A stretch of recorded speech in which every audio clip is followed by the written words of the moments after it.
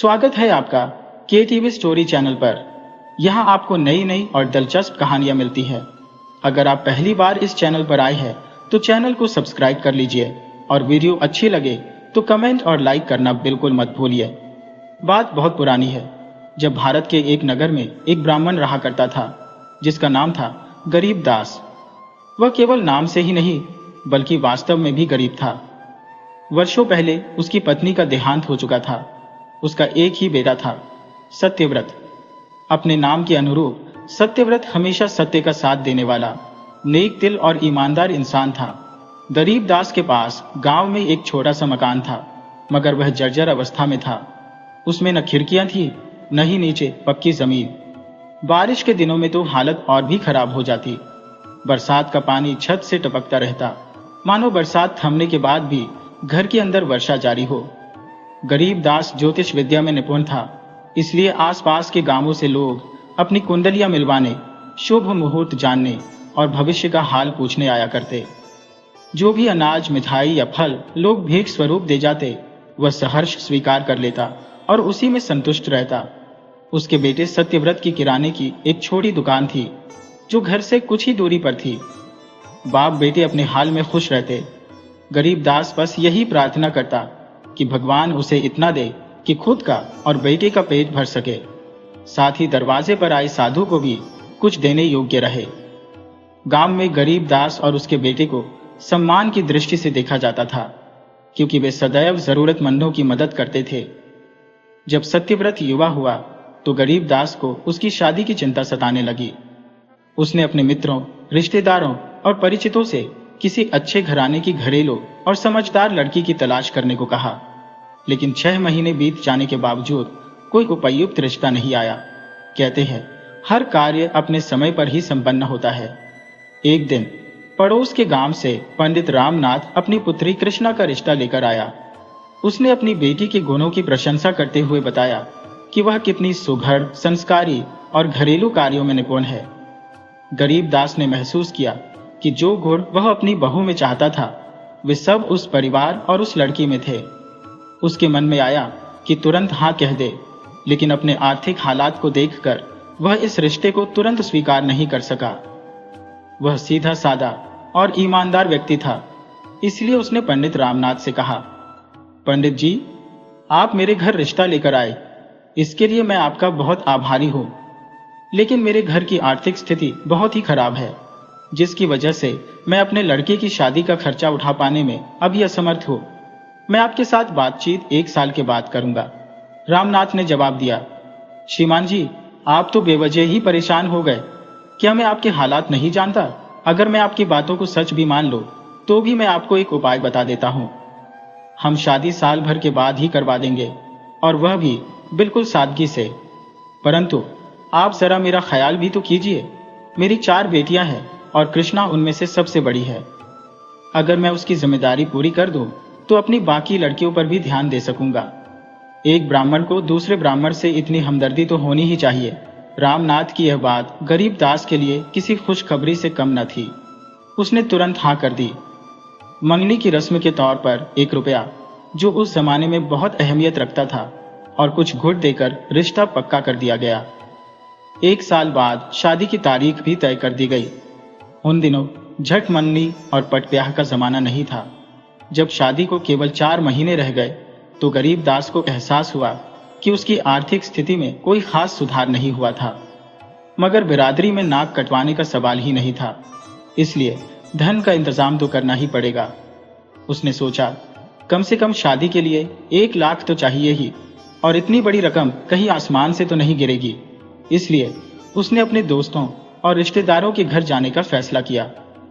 दोस्तों की पहचान तो तंगी और तकलीफ में ही होती है, लेकिन हर जगह से उसे टका सा जवाब मिला, भाई, अभी तो हमारे हालात भी ठीक नहीं है, तो हम तुम्हारी क्या मदद कर सकेंगे?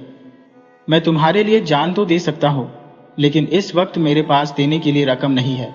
जब गरीब दास अपने सारे दोस्तों और रिश्तेदारों से निराश हो गया तो उसने साहूकारों के दरवाजे खटखटाने शुरू कर दिए, मगर हर साहूकार ने यही कहा, हम तुम्हें रकम तो दे देंगे, मगर तुम्हें अपना घर गिरवी रखना होगा। हमारे लिए तो पैसे की वापसी पक्की होनी चाहिए। लेकिन गरीब दास को लगता था कि मकान गिरवी रखने से बिरादरी में उसकी इज्जत नहीं रहेगी। इधर शादी का दिन नजदीक आता जा रहा था, मगर इंतजाम अभी तक आधे भी नहीं हुए थे। सत्यव्रत एक समझदार लड़का था और सभी परिस्थितियों को समझता था। उसकी रजामंदी लेकर गरीब दास अपने पुराने मित्र हरिचंद के पास गया, जो सोना गांव में रहता था। हालचाल पूछने के बाद गरीब दास ने अपने आने का कारण बताया। दोनों की जान पहचान काफी पुरानी थी। हरिचंद को गरीब दास की ईमानदारी और शराफत पर पूरा भरोसा था। वह हंसकर बोला, पंडित जी, 1 लाख तो बहुत मामूली बात है। अगर आप 10 लाख भी कहिए तो मैं आपसे मना नहीं करूंगा, मगर इस रकम की वापसी की कोई जमानत तो होनी चाहिए। गरीब दास बेचारा सोच में पड़ गया और बोला, प्यारे दोस्त, मेरे पास कोई जमानत तो नहीं है। बस इतना कह सकता हूं कि जब तक मेरा बेटा और मेरी होने वाली बहू आपकी पाई पाई न चुका दे, तब तक वे एक शादीशुदा जोड़े की तरह नहीं रहेंगे। एक ही घर में रहते हुए भी वे अलग अलग रहेंगे और एक दूसरे के पास नहीं आएंगे। गरीब दास को अपने बेटे पर पूरा भरोसा था कि इस जगह पर मैं जो वादा करके जाऊंगा, मेरा बेटा उसे पूरी तरह से निभाएगा। यह बात सुनकर हरिचंद को पूरी तसल्ली हो गई और उसने फौरन तिजोरी से 1 लाख निकालकर पंडित जी को दे दिए। दोनों के बीच में लिखित रूप से एक समझौता तैयार किया गया, जिसमें यह शर्त भी लिख दी गई कि जब तक पंडित जी का बेटा पाई पाई न चुका दे, वह अपनी पत्नी के साथ एक शादीशुदा आदमी की तरह नहीं रहेगा, बल्कि वे दोनों एक दूसरे से दूर ही रहेंगे। दोनों ने अपने अपने हस्ताक्षर उस शर्तनामे पर कर दिए। पंडित गरीब दास ने उस रकम में से 10,000 उठा लिए। थैली में डालकर फिर वह हरिचंद से कहने लगा, मैं इतने रुपए अपने घर पर सुरक्षित नहीं रख सकता, क्योंकि चोरी का अंदेशा है। इसीलिए अभी सिर्फ आधी रकम यानी 10,000 लिए जा रहा हूं। बाकी रकम मेरी अमानत के तौर पर अभी तुम्हारे पास ही रहेगी। जब जरूरत होगी तो मैं फिर आकर ले जाऊंगा। गरीब दास ये कहकर अपने घर की तरफ चल दिया। बदकिस्मती से रास्ते में उसे सख्त पेट का दर्द होने लगा। घर पहुंचते पहुंचते उसकी हालत बहुत ही खराब हो गई। घर पहुंचकर उसने रुपयों को एक संदूक में रखा और ताला लगा दिया, मगर अपने बेटे सत्यव्रत को यह बताना भूल गया। अब गरीब दास की हालत पहले से भी ज्यादा बिगड़ती जा रही थी। लड़के ने जल्दी से गांव के वैद्य को बुलाया। वैद्य ने इलाज में कोई कसर नहीं छोड़ी, मगर गरीब दास की तबीयत और ज्यादा बिगड़ती चली गई। अब गरीब दास का समय पूरा हो चुका था। यमदूत जैसे उसके सिर पर आ खड़े हुए। गरीब दास अपने बेटे की शादी की इच्छा लिए हुए ही इस दुनिया से चला गया। उसका बेटा दुख में रोए जा रहा था। अब आस पड़ोस के लोग भी इकट्ठे हो गए। कोई उसे दिलासा देता तो कोई दुख का इजहार करता। सभी लोगों ने मिलकर गरीब दास का अंतिम संस्कार किया। कुछ दिनों बाद सत्यव्रत ने घर का सामान खोला। अचानक उसकी नजर अपने पिता के संदूक में रखे हुए उन 10,000 रुपयों पर जा पड़ी। इतनी रकम देखकर वह हक्का बक्का रह गया। उसे अपने पिता की आदत का पता था कि वह कभी झूठ नहीं बोलते। फिर ये रकम कहां से आई? पैसे उनके अपने तो नहीं हो सकते, जरूर कहीं से शादी के लिए उधार लेकर आए होंगे। इसलिए अब उसने अपने पिता के सभी मिलने वालों से पूछना शुरू कर दिया, मगर उनमें से किसी ने भी उसे कुछ नहीं बताया। तभी अचानक उसे सोना गांव के सेठ हरिचंद का ख्याल आया। वह तुरंत सोना गांव जाकर सेठ हरिचंद के पास पहुंचा। उसने हरिचंद के सामने अपने पिता की मौत का जिक्र किया और रकम के बारे में भी सवाल पूछा। सेठ हरिचंद को जब गरीब दास की मौत के बारे में पता चला तो उसे बहुत ही दुख हुआ। उसने सत्यव्रत के सामने उसके पिता की कई अच्छाइयों के बारे में बताया और फिर कहने लगा, हाँ पंडित जी, कुछ दिनों पहले मुझसे 10,000 ले गए थे और अभी तक उनकी आधी रकम मेरे पास अमानत के रूप में पड़ी है, यानी 10,000 अभी भी मेरे पास है। तुम्हें जब भी जरूरत हो खुशी से आकर ले जाना। ये सुनकर लड़का कहने लगा, चाचा जी, मुझे आपके और अपने पिता के गहरे रिश्ते के बारे में पता है। मेरी शादी की तारीख भी मेरे पिता पक्की करके गए थे। मैंने शादी रोकने के लिए बहुत ही जोर डाला, मगर मेरे ससुर नहीं मानते।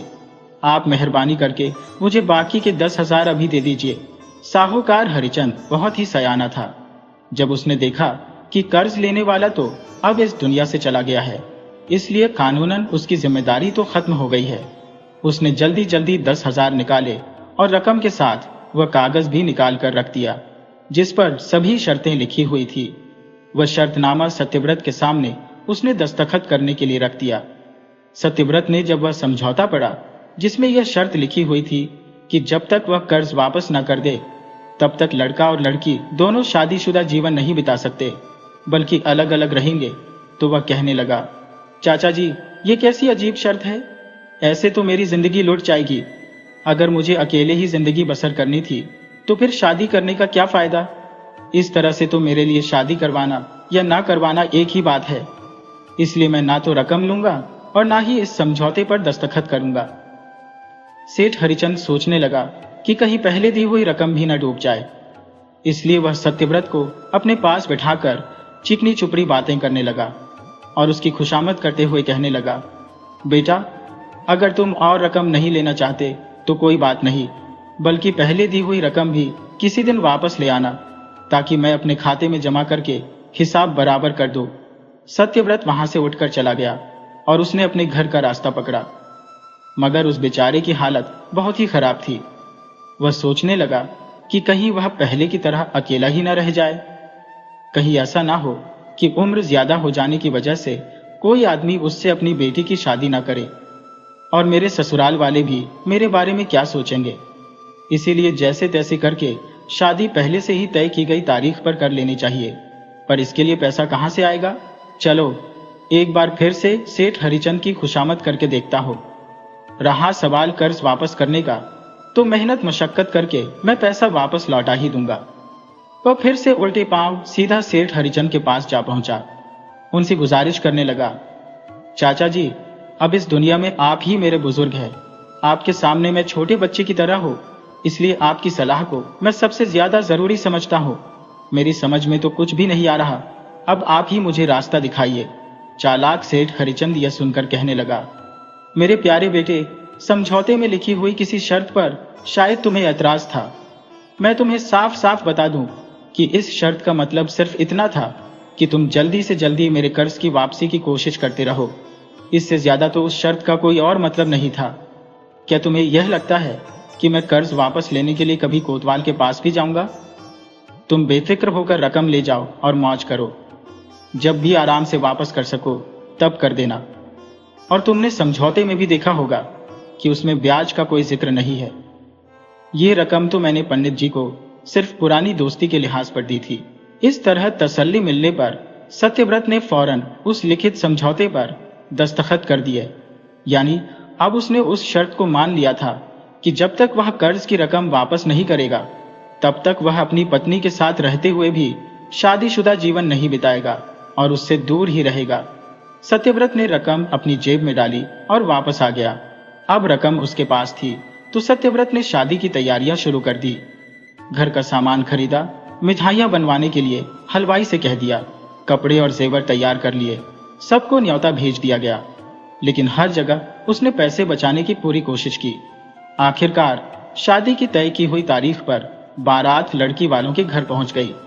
शादी की सभी रस्में पूरी की गईं और उसके बाद सत्यव्रत दुल्हन को डोली में लेकर अपने घर पहुंच गया। धीरे धीरे सभी रिश्तेदार अपने अपने घरों को रवाना हो गए और अब घर में सत्यव्रत और उसकी पत्नी कृष्णा ही रह गए। उसकी पत्नी ने तरह तरह के लजीज पकवान बनाए और थालियों में सजाकर अपने पति के सामने रख दिए। सत्यव्रत ने बड़े मजे लेकर वह सारे खाने खाए। चटकारों की आवाज से ऐसा लगता था जैसे वह कई सदियों से भूखा हो, लेकिन साथ ही उसके चेहरे पर मायूसी और उदासी भी दिखाई दे रही थी। रात हुई तो सत्यव्रत अपनी पत्नी से कहने लगा, मेरी प्यारी कृष्णा, तुमने खाना बहुत ही अच्छा बनाया था। अब मुझे दुकान पर जाना होगा। रात को मैं वहीं पर सोऊंगा, क्योंकि वहां पर अक्सर चोरी की वारदातें होती रहती हैं। इसलिए दुकान की सुरक्षा बहुत ही जरूरी है। और हमारे पास है ही क्या, तुम घर के अंदर कुंडी लगा लेना और आराम से सो जाना। मैं सवेरे ही घर लौट आऊंगा। जबकि असली बात तो यह थी कि सत्यव्रत के सामने कर्ज के समझौते में लिखी हुई वह शर्त थी जिस पर उसने दस्तखत किए थे कि वह अपनी पत्नी के साथ कर्ज वापस हो जाने तक शादीशुदा जीवन नहीं बिता सकता और उससे दूर ही रहेगा। मगर उसने दुकान का बहाना बनाया। उसकी पत्नी बेचारी शर्म के मारे कुछ न बोल सकी और अपने पति को जाते हुए देखती रही। वो बेचारी तो अपनी जगह एक अजीब सी उलझन में फंस गई थी जिसका उसे कोई हल नजर नहीं आ रहा था। उसने रात तारे गिन गिन कर काटी। कई तरह के विचार उसके दिमाग में आ रहे थे। सोच रही थी कि शायद बारात की खातिरदारी ठीक से नहीं हुई, या फिर शायद पंडित जी को मैं ही पसंद नहीं हो। अगर ऐसी बात होती तो कहीं ना कहीं से मेरे कान में पड़ ही जाती। आखिर क्या चीज मेरे पति को पसंद नहीं आई, जो पहली ही रात को वह मुझे छोड़कर चले गए और कह गए हैं कि मैं दुकान की हिफाजत के लिए जा रहा हूं। सोच सोचकर बेचारी कृष्णा मायूस हुई जा रही थी। उसे लगा कि उसकी किस्मत में शायद यही लिखा है। जरूर मुझसे पिछले जन्म में कोई पाप हो गया है, जिसकी सजा मैं अब भुगत रही हूं। इससे अच्छा तो मेरे माँ बाप मुझे किसी कुएं में धकेल देते। दूसरी तरफ सत्यव्रत भी अजीब उलझन में फंसा हुआ था। उसे कोई रास्ता नजर नहीं आ रहा था। रात में दुकान पर जाकर सोना और सुबह सुबह उठकर घर आ जाना, उस बेचारे का अब रोज का यही काम था। उसकी पत्नी कृष्णा को जितना भी समय मिलता वह घर की सफाई, चीजों को ठीक से सजाने, अपने पति के लिए खाना बनाने, इन्हीं सभी कामों में लगा देती। पूरे घर को उसने शीशे की तरह चमका दिया था। सत्यव्रत यह सब देखकर बहुत खुश था, मगर उसकी पत्नी कृष्णा अपने पति के इस बर्ताव से बहुत परेशान रहने लगी थी। उसके दिमाग में हर वक्त एक ही सवाल छाया रहता, आज तो मैं अपने पति से जरूर पूछूंगी कि आखिर इस बेरुखी की क्या वजह है। मगर शर्म के मारे वह कुछ पूछ नहीं पाती थी। आखिर एक दिन उसके सब्र का बांध टूट ही गया।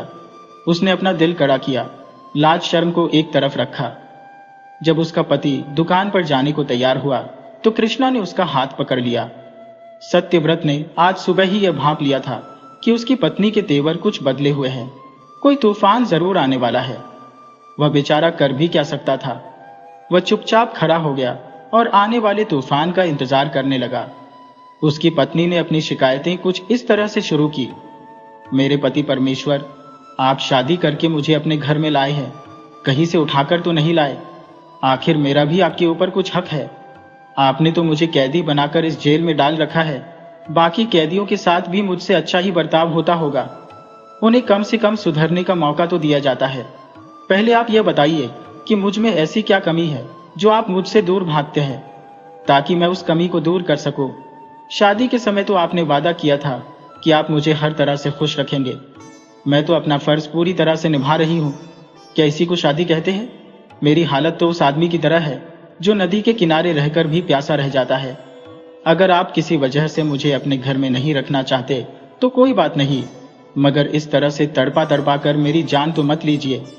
अगर इसी तरह चलता रहा तो मैं आत्महत्या कर लूंगी। जब आप दुकान से वापस आओगे तो मुझे मरा हुआ पाओगे, और फिर कोई भी शरीफ आदमी तुम्हें अपनी लड़की नहीं देगा।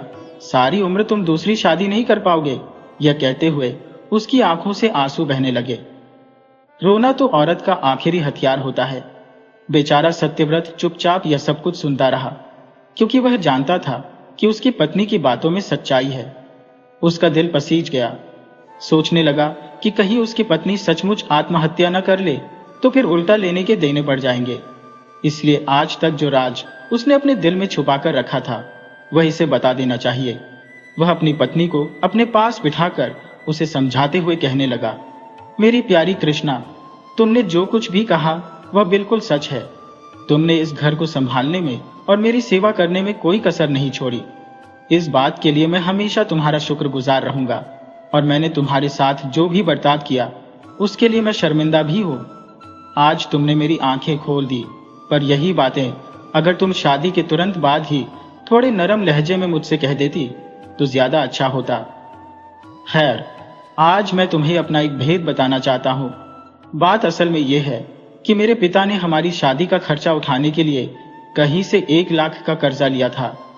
साहूकार ने समझौते की जो शर्तें लिखी थी उनमें से एक शर्त यह भी थी कि जब तक पूरा कर्जा उतर नहीं जाएगा तब तक हम दोनों एक दूसरे से दूर रहेंगे और शादीशुदा जीवन नहीं बिता सकेंगे, यानी हम पति पत्नी की तरह नहीं रह सकेंगे। मेरे पिता मेरे लिए कर्ज छोड़कर गए हैं, मगर कर्ज लेते वक्त उन्हें क्या मालूम था कि अचानक उनकी मौत हो जाएगी। अगर उनकी मौत ना हुई होती तो आज तक यह कर्ज कब का अदा हो चुका होता। मैंने पूरी कहानी तुम्हें बता दी है। अब तुम ही बताओ कि अगर मैंने अपने पिता के वचन की लाज और अपने नाम की लाज रखने के लिए दुकान पर जाकर सोने का बहाना किया तो मैंने कौन सा अपराध किया। मेरा दिल भी दूसरे आदमियों की तरह है। मैं भी एक शादीशुदा जीवन बिताना चाहता हूँ। उसकी यह सब बातें सुनकर कृष्णा सन्न रह गई। उसका सख्त लहजा अचानक नरमी में बदल गया। वह लगी हाथ पांव जोड़ने और माफी मांगने। अपने पति से कहने लगी, आप इसी तरह से अपनी दुकान पर जाइए, भगवान हमारी मुसीबतें जरूर दूर करेंगे। इसका कोई ना कोई हल जरूर निकल कर आएगा। आप भी जरा कोई हल सोचिए और मैं भी सोचूंगी, कोई ना कोई रास्ता जरूर निकल कर आएगा। कृष्णा ने अपने दुपट्टे से अपनी आंखों के आंसू पोंछ लिए। सत्यव्रत आंखें बंद किए हुए सब कुछ सुन रहा था। बड़े ही दुखी मन से वह अपनी दुकान पर चला गया। अगले दिन सुबह जब सत्यव्रत अपने घर आया तो उसने कर्ज वापस करने की कोई तरकीब नहीं सोची थी, मगर उसकी पत्नी कृष्णा ज्यादा ही होशियार और समझदार थी। उसने एक योजना बना ली थी। वह अपने पति से कहने लगी, आप मेरी बात ध्यान से सुनिए। आप सेठ हरिचंद के पास एक बार फिर से जाइए और उनसे 1 लाख का कर्ज और ले आइए। उन्हें यह कह देना कि हम एक अच्छा व्यापार शुरू करेंगे और जल्द ही उनका सारा कर्ज चुका देंगे। इस काम के लिए हमें उनकी मेहरबानी और उनकी सहायता चाहिए। हाँ, मैं एक बात और कहना चाहती हूँ कि मेरी योजना उतनी आसान भी नहीं है। अगर हम सही तरीके से चले तो उसके पूरे होने में भी कोई मुश्किल नहीं आएगी, क्योंकि अब हम दोनों की किस्मत मिलकर काम करेगी। हमारा पति पत्नी का रिश्ता अब दोस्ती का रिश्ता बन चुका है। दुनिया में कोई भी ऐसी मुश्किल नहीं है जिसका हल ना निकाला जा सके। बाकी की बातें मैं आपको रकम लेकर आने पर ही बताऊंगी। सत्यव्रत को अपनी पत्नी पर अब पूरा विश्वास हो चुका था। वह समझता था कि उसकी पत्नी उससे भी ज्यादा समझदार और होशियार है। और अगले ही दिन वह सेठ हरिचंद के पास जा पहुंचा और उन्हें अपनी सारी घरेलू बातें कह सुनाई जो उसकी पत्नी ने समझाई थी। सेठ ने जब यह देखा कि लड़का अपने वायदे का कितना पक्का है और कर्ज उतारने के लिए सचमुच बहुत ही जद्दोजहद कर रहा है, तो सेठ ने उसे 1 लाख कर्ज के रूप में और दे दिए और उससे पुराने समझौते पर फिर से दस्तखत करवा लिए। सत्यव्रत पैसे लेकर खुशी खुशी जल्दी ही अपने घर आ पहुंचा। उसने रुपयों की थैली अपनी पत्नी को दी और फिर आगे की योजना पूछने लगा। कृष्णा ने कहा, मेरे प्रिय पतिदेव, अब ध्यान से सुनिए। आज से आपका नाम बड़ा भैया और मेरा छोटा भैया होगा। हम एक दूसरे को अब इन्हीं नामों से पुकारेंगे। बाहरी दुनिया की नजरों में हम भाई भाई बन जाएंगे। अब आप जाइए, बेहतरीन नस्ल के 2 घोड़े खरीद लाइए। उनके लिए उम्दा साज सामान भी जरूरी है, वैसा ही जैसा राजकुमारों के लिए होता है। 2 मर्दाना पोशाकें सिलवाई जाए। घोड़ों के लिए 1 महीने की बढ़िया खुराक भी ली जाए, जिसमें 1 टीन देशी घी अवश्य हो, परंतु खर्चा बेहद समझदारी से करना। जो रकम बच जाए वह मुझे लौटा दीजिए। सत्यव्रत वल्लभगढ़ के राजा के अस्तबल में घोड़ों की देखभाल करने वाले अपने पुराने परिचित के पास पहुंचा। उसकी मदद से उसने घोड़े और उनका साज सामान खरीद लिया। फिर सत्यव्रत और कृष्णा ने मिलकर घोड़ों की देखभाल शुरू कर दी। उनके आहार में घी भी मिलाया जाने लगा। साथ ही दोनों ने घुड़सवारी का अभ्यास भी आरंभ कर दिया, सुबह शाम 2-2 घंटे। जल्द ही वे घोड़ों के अभिन्न मित्र बन गए। घोड़े भी उन्हें पहचानने लगे। कुछ समय बाद कृष्णा ने उत्साह से कहा, कल हम अपनी यात्रा पर निकलेंगे। मुझे पूरा विश्वास है कि यह सफर हमारी सारी मुश्किलों को आसान बना देगा। हमारी जिंदगी बदलने वाली है। अगली सुबह बड़ा भैया और छोटा भैया पुरुषों के वस्त्र धारण कर घोड़ों पर सवार हुए और भगवान का नाम लेकर रवाना हो गए। न कोई निश्चित मार्ग, न कोई पूर्व निर्धारित मंजिल। घोड़ों ने जिस ओर रुख किया वे उसी ओर बढ़ चले। उनके घोड़े अपने स्वामियों की भाषा भली भांति समझते थे। कुछ ही देर में उन्होंने लंबा सफर तय कर लिया और एक चौड़ी सड़क पर आ पहुंचे। संयोगवश उसी समय उस रियासत के राजा की सवारी वहां से गुजर रही थी। राजा शिकार के लिए जंगल जा रहा था। उसके साथ सिपाहियों का बड़ा दल था। जब उसकी नजर इन 2 युवा घुड़सवारों और उनके शानदार घोड़ों पर पड़ी तो वह मंत्रमुग्ध रह गया। घोड़े बेमिसाल थे, शेर जैसा चौड़ा सीना और चीते जैसी लचकदार कमर। राजा का मन लालच से भर उठा। ऐसे घोड़े और घुड़सवार उसके दस्ते में होने चाहिए। तुरंत उसने अपने मंत्री को बुलाकर आदेश दिया, जाओ पता लगाओ कि ये दोनों कौन है, कहां से आए हैं और कहां जा रहे हैं। मंत्री उनके पास पहुंचा, अभिवादन किया और प्रश्न किया, आप लोग कौन हैं? यहां आने का उद्देश्य क्या है? बड़ा भैया मुस्कुराकर बोला, महाराज को हमारा सलाम कहिए। हम दोनों प्रसिद्ध जौहरी सेठ पन्नालाल के पास काम करते हैं। हमारा कार्य बहुमूल्य हीरे जवाहरात एक स्थान से दूसरे स्थान तक पहुंचाना है। मंत्री ने राजा को सारी बात बताई तो राजा ने मंत्री को दोबारा उन दोनों के पास भेजा और कहा, जाओ उनसे पूछो कि इनमें से हर एक की महीने की तनख्वाह कितनी है। मंत्री ने जब यह प्रश्न किया तो छोटा भैया बोला, महाराज, हम दोनों में से हर एक की महीने की तनख्वाह 1 लाख महीने से कम नहीं है। इस तरह तकरीबन हम दोनों 1 लाख बना लेते हैं और हमारा गुजारा अच्छे से हो जाता है। राजा के कानों तक यह खबर पहुंची। अब तो वे दोनों घुड़सवार और उनके शानदार घोड़े राजा की नजरों में पूरी तरह बस चुके थे। राजा ने तुरंत हुक्म दिया, मंत्री, अभी जाकर उन दोनों घुड़सवारों को एक एक हज महीने की तनख्वाह पर पक्का करके हमारे पास ले आओ। वे हमारी सवारी के साथ चलेंगे, एक हमारे हाथी के दाईं तरफ और दूसरा बाईं तरफ, अपने अपने घोड़ों पर सवार होकर। इससे हमारी शान और भी बढ़ जाएगी। राजाओं के लिए यह सब छोटे मोटे खर्चे थे, उन्हें तो बस अपनी शान और शौकत दिखानी होती है। मंत्री ने आदेश का पालन किया और उन दोनों को लेकर राजा के पास आ गया।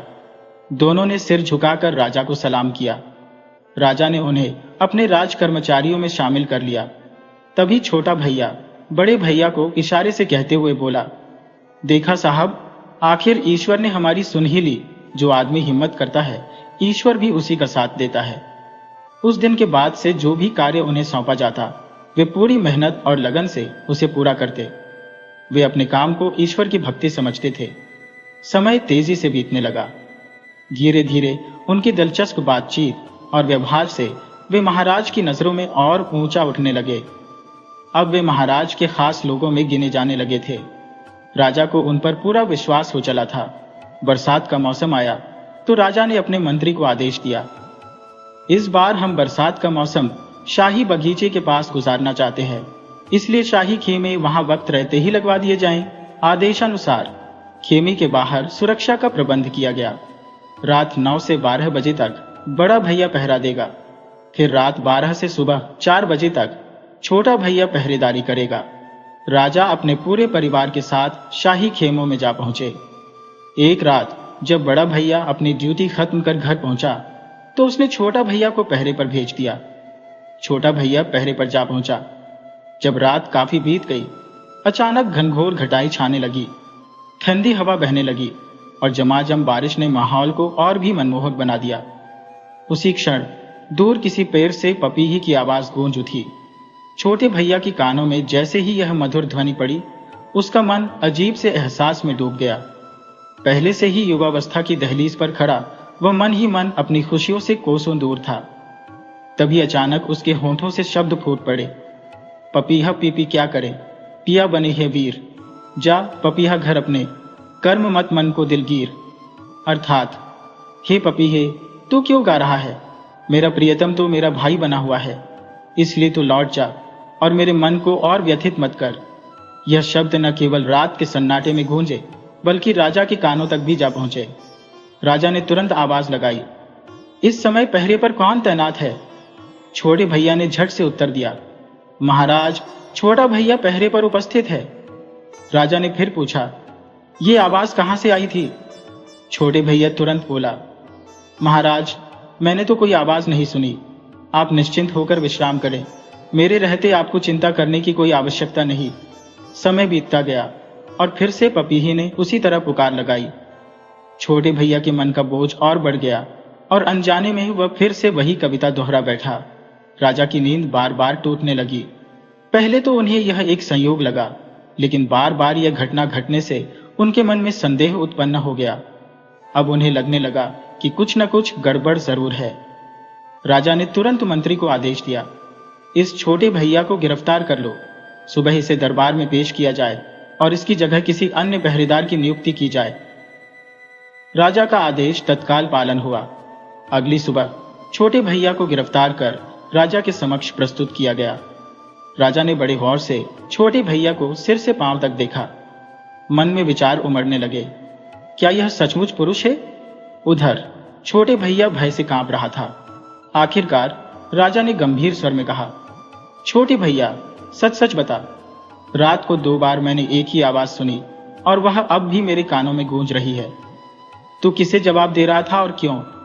मैंने उसी समय तुझसे प्रश्न किया, पर तूने गोल मोल उत्तर देकर बात टाल दी। तेरी इतनी हिम्मत कैसे हुई? राजा आगे बोले।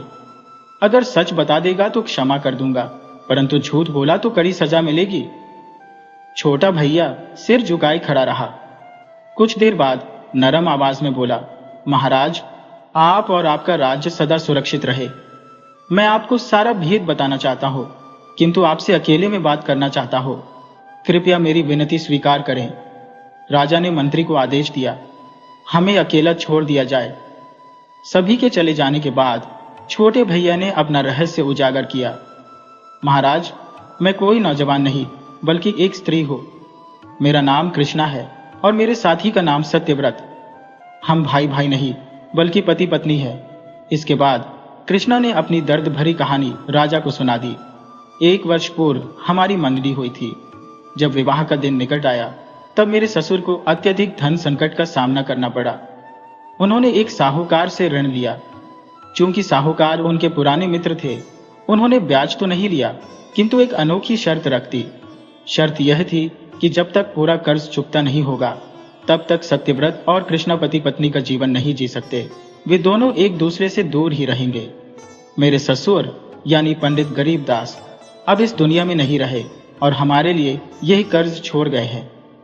हमने बहुत समय इस शर्त के अनुसार ही निकाल दिया, क्योंकि बड़ों का कहा हमारे लिए ईश्वर का आदेश था। सत्यव्रत को भी अपने नाम की लाज रखनी थी। केवल हम दोनों ही जानते हैं कि हमने यह दिन कैसे काटे, कितनी तकलीफें सही और कैसे आपस में लड़ झगड़ कर वक्त गुजारा। भगवान किसी दुश्मन को भी ऐसे दिन न दिखाए, लेकिन हमने हिम्मत नहीं हारी। बस यही सोचते रहे कि आखिर इस कर्ज से कैसे मुक्ति पाए और एक सुखी दाम्पत्य जीवन जी सके। आखिरकार हमने फिर से कर्ज लिया, जिससे घोड़े और अन्य सामान खरीदे। हमारा इरादा था कोई व्यापार शुरू करने का, ताकि कर्ज चुका सके। हमने अपना भेष बदल लिया। मैंने खुद को छोटा भैया और सत्यव्रत ने खुद को बड़ा भैया कहना शुरू किया। बाहर की दुनिया को हम अपने पति पत्नी के रिश्ते के बारे में नहीं बता सकते थे, इसीलिए हमने अपना घर बार छोड़कर अपनी किस्मत आजमाने का निर्णय लिया। सौभाग्य से हमें आपके दर्शन हो गए। लोग राजा को ईश्वर का रूप मानते हैं, वह अपनी प्रजा का अन्नदाता होता है। आपने हम पर कृपा की और हमें अपने कर्मचारियों में स्थान दिया, अन्यथा हम दर दर की ठोकरें खाते फिरते। मैं आपसे क्षमा चाहती हूँ और आशा करती हूँ कि आप हमें माफ कर देंगे, क्योंकि हमने जो किया स्वेच्छा से नहीं, मजबूरी में किया। ये कहते कहते कृष्णा की आंखों से आंसू छलक पड़े। राजा का हृदय इस दुख भरी कथा को सुनकर पिघल गया। उनके प्रति उसके मन में गहरी सहानुभूति जाग उठी। अब उसे विश्वास हो चुका था कि वे दोनों न केवल सच्चे बल्कि ईमानदार भी हैं। राजा ने बड़े भैया को अलग से बुलाकर पूछताछ की। दोनों की बातें शब्दशः एक जैसी थी, बिना किसी अंतर के। अब राजा को उन पर पूरा भरोसा हो गया।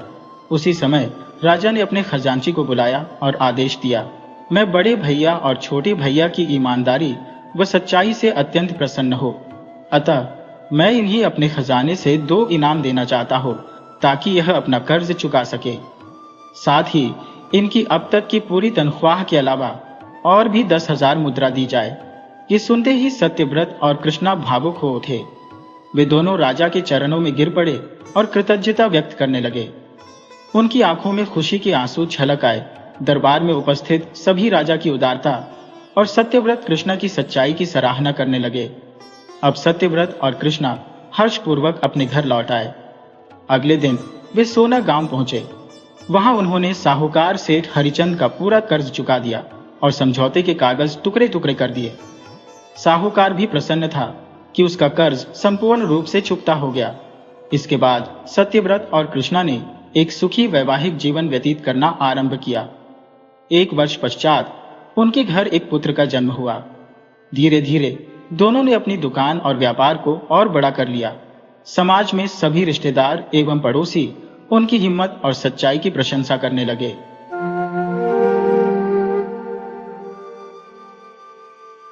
एक साधारण किसान था, सुजान महत्व।